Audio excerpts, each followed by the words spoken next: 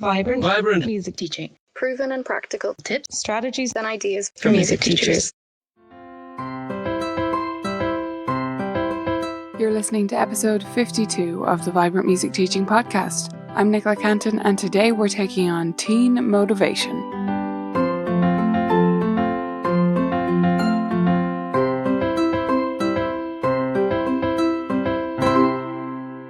Hey beautiful teachers. If you've been teaching for any time at all, you've probably come across this problem of teens tending to quit lessons once they reach maybe high school, maybe middle school. It can be really hard, really challenging to keep them in music lessons, even though they've invested so many years and got up to a certain standard. They then want to throw in the towel. And the reason this happens, well, there's really three parts to this, three main reasons. Either they have a conflict with sports or some other hobby that's taking over. They have a conflict with their studies and schoolwork is just too demanding to keep up piano or an instrument at the same time. Or it's their friends. They just don't have enough time to hang out with their buddies. And that's kind of what teenagers are designed to do. Kids are designed to play. Teenagers are designed to socialize. They're all about hanging out with friends and getting in with their peers. And when they feel like everyone around them is getting to go to these parties and do all this fun stuff, and every day they say, oh, I have to go home and practice, or their parent is calling them, nagging them because they haven't done it, or they just feel like they're getting nowhere in their studies because they're not practicing, because they're spending time with their friends. It can really weigh on them, and they end up just quitting, just saying, well, that's it. And we all know that when we meet people out and about and they ask what we do and we say, oh, I'm a music teacher, what do they say? Oh, I wish I'd never quit. That's what adults say. But the teens are still quitting. And then they turn into the adults who maybe they come back to music studies and that's great, or maybe they just wish they hadn't quit forever. So what can we do about it? How can we help the situation? Well, I think all of this really starts throughout the child's studies. So there's a few things that can set them up for success as a teen in lessons. I mean that they don't quit later on down the track. So we're playing a bit of a long game here. The first thing is that consistently you introduce them to a broad range of music. Even the child who seems fairly satisfied with classical pieces and is progressing just fine and seems to enjoy them, that's great. But if they never get to explore anything else, they may feel like their music lessons are not a place where they can have music that their peers find cool. So before you even get a chance later on to go, yeah, we can learn pop, they might just up and quit because they think it's not for them. So I think it's really important that even for students who don't seem all that bothered, that we at least include some different styles of music. I believe that's part of our job, is to introduce students to a broad range of music. Yes, classical music, but also pop, also pieces of Latin styles and jazz and whatever else, just so that they're open to it and they know that their music lessons are a place where they can explore all sorts of sounds if their interests change. The other thing we need to do is to give them great skills. And you're probably thinking, yeah, that's obvious. I'm a music teacher. That's my whole job. Yes, but you need to give them great skills in every area that they might need to use. If your students can only read, you're closing them off to a whole area of music studies. And that might have been the area that kept them going when they were a teen. So I believe we need to teach our students to read music, but also to improvise and to play by ear. So that when maybe they come across a situation where their friends are playing the guitar and the bass, and they're playing piano and they can't play without sheet music in front of them, so they don't fit in, that could be the reason that they quit. It's also really important that throughout their studies, they create music. They don't just play it, because they need ownership of their music. They need to improvise it and compose it themselves, so that they feel like they are a musician. They know what it's about and they've been inside it. They're not just replicating what other people have done, that they actually own it, know how to create it from scratch. So those are the things that I think are the keys to keeping teens in lessons that you can do throughout their studies to prepare them. The other thing that you need to do and need to do more and more as they approach teenagehood is to ramp up the listening. You need to listen more, not to music, to their opinions. You need to take them seriously. They're becoming young adults. And if they feel like you're always talking down to them or disregarding their opinions in whatever small way that you didn't mean to show that, if they feel like you don't treat them as someone you actually want to talk to and spend time with, and someone who has valid opinions, then that's going to turn them off from music lessons. You need to cultivate a relationship where they feel comfortable telling you that they're having a hard time practicing, or telling you that they want to learn a different style of music, that they feel confident approaching you and saying that actually they're into punk now, or whatever, reggae, whatever happens. They need to be able to say that to you without judgment, and they need to know that you'll listen and take it on board when you're planning their lessons. Let's talk about the elephant in the room though, because I just mentioned it, the practice problem. One of the big problems with teen students is that they just don't have time to practice. And so practice falls off a cliff, unless they're highly competitive teen students. And those are the ones that do stick in lessons, the ones that are driving themselves forward from exam to exam or competitions. That'll normally pull them forward and they'll dedicate the practice time because they're motivated to do it. But for those teens who are not in that situation, and that's the majority really, who are not that competitive and motivated by these types of achievements, practice will tend to drop off. It'll tend to go through peaks and valleys maybe, or just be a little bit more inconsistent at least, and maybe it'll stop existing at all. So what do you do?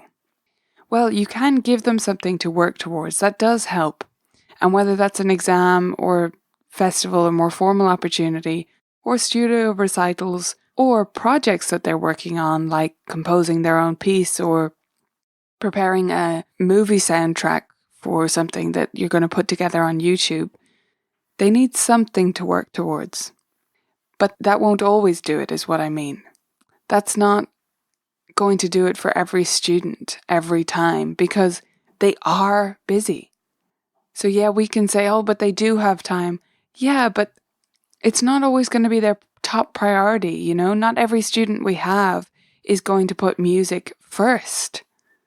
That doesn't mean they're not entitled to some music and that they shouldn't have it as part of their lives, as part of an overall mix. So what do you do during those periods when they won't practice? Well, I think the biggest thing you can do is adjust your expectations. A lot of the time, the reason they're quitting is because we expect them to practice and everything is structured around the fact that they are going to practice, and then they don't.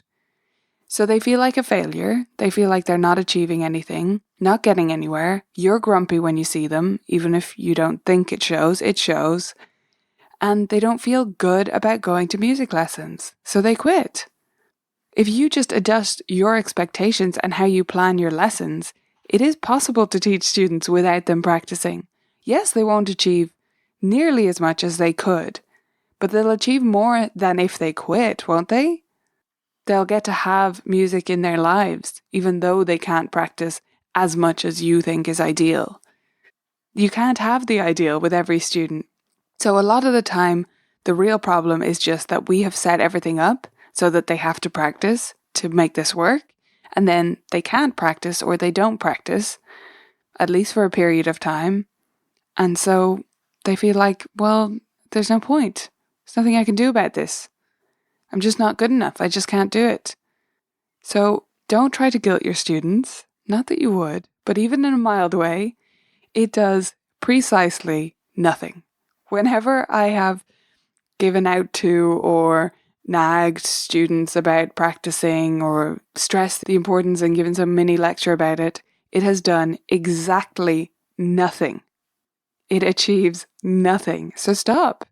Whenever you're tempted to have that, oh, well, if you just practice, we could get this piece done and then we'd be on cooler stuff. It's not going to work like that. So adjust your expectations and plan lessons that make sense for no practice. And going back to listening to them and treating them as a young adult, which they are, tell them about it. Let them in on what's happening. Don't just secretly adjust everything. Tell them, listen, you've obviously not been getting much time for practice lately. If you do get time and you do want to get back into practicing, that's great. I'm here to support you. But for now, I think we just take the pressure off and we're going to do X, Y, Z in the meantime so that we can have fun each week, because there's no point setting something up for practice that's not able to happen. Right? So, what do you do during that time if they're not practicing? Or even if they are, what do you do with teens? I'm sure what you were expecting from this podcast, at least, most of you, was a bunch of suggestions of books. Because that seems to be the go-to. It's like, oh, we just find the right piece, we just find this. But I think the previous things that I've mentioned are more important. I will make a few book suggestions though, because it is important to find the right repertoire. So, if your student is interested in learning pop, there's 2 sites that I recommend for really good pop arrangements, and that's Novascore and FM Sheet Music. FM Sheet Music is actually Jennifer Eklund of Piano Pronto. It's her separate site where she brings together all her pop arrangements from different sheet music sites. So those are both fantastic for really good arrangements that actually work. You can, of course, go to Sheet Music Plus or somewhere else broader, but the thing I would say is just be cautious about them, because the arrangements aren't always amazing. There's a huge amount of selection, and that means that the quality isn't always there. I'm not saying the quality is bad. I'm just saying it's going to be hit or miss, and you have to really pay attention to what it is, listen to it a few times, make sure it really sounds satisfying and is at a good level for your student. So if you want good arrangements, Novascore, FM Sheet Music. The other thing to consider is something in a pop style, like Jennifer Eklund's Spotlight Solos. Those are available on her main site, pianopronto.com, and there's other pop style music there. I love the Piano Pronto site, particularly for teens, because you can listen to everything. So you can send your teen a bunch of links to different books and say, listen, pick one of these, whichever one you like the sound of. It saves you time. It definitely saves you lesson time if you're going to play through different samples. It also means you don't have to order a bunch of different music just to test it when they might not have enjoyed it anyway, because it's very hard to know. Even if they say they like pop, like that's not very specific, or they want modern things, or they might say they like jazz, but you don't really know. Those words aren't specific enough, and sending them literally to a page where they can listen to it is the surefire way to do it.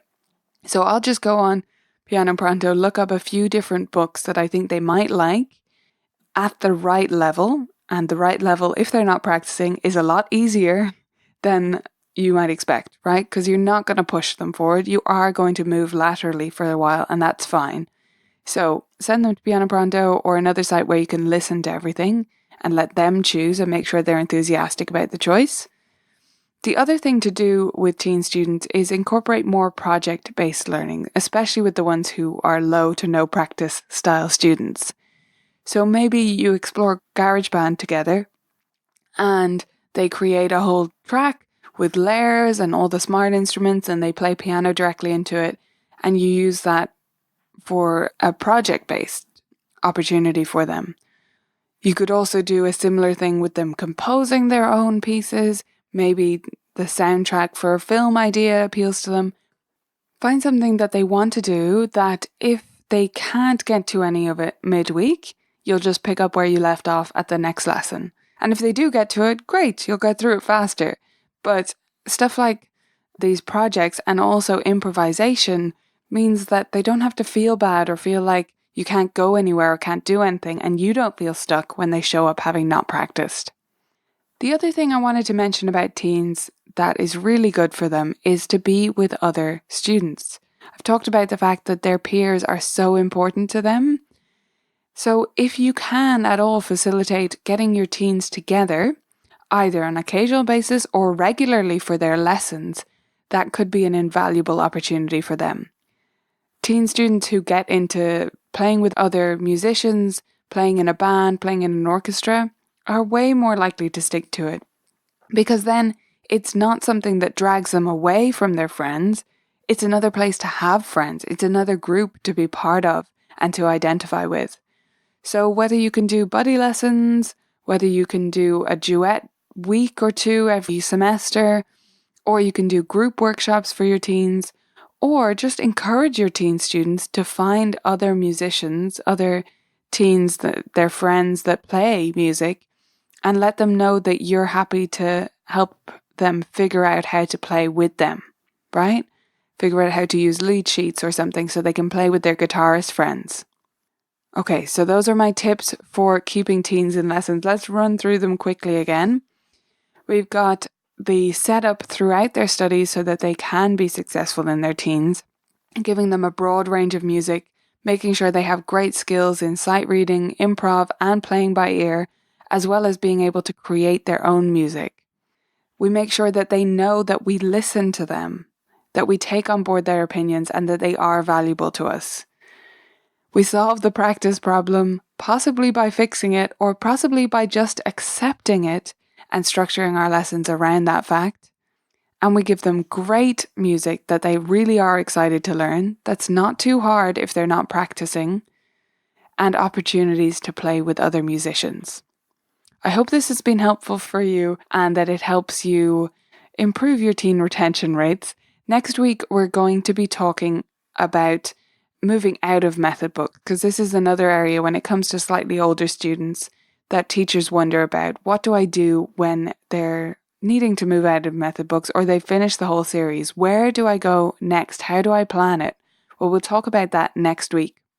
Finally, I just wanted to quickly mention that next week, from the 23rd, I'll be over near Chicago at the NCKP, the National Conference on Keyboard Pedagogy. I'm speaking there on Friday, and I'm there for the full conference. So if you happen to be a listener who is attending the conference, I would love to meet you. Please come up to me and say hi. I promise I'd never bite, and I'd love to chat to any listeners of the podcast. That's it for this week. I'll see you back again next week for another episode of the Vibrant Music Teaching Podcast. Bye for now. If you want to give your students the skills that they need to continue into their teens with improvisation, sight reading, games, creative composing activities, and more, then you need to check out Vibrant Music Teaching. Go to vmt.ninja to sign up today.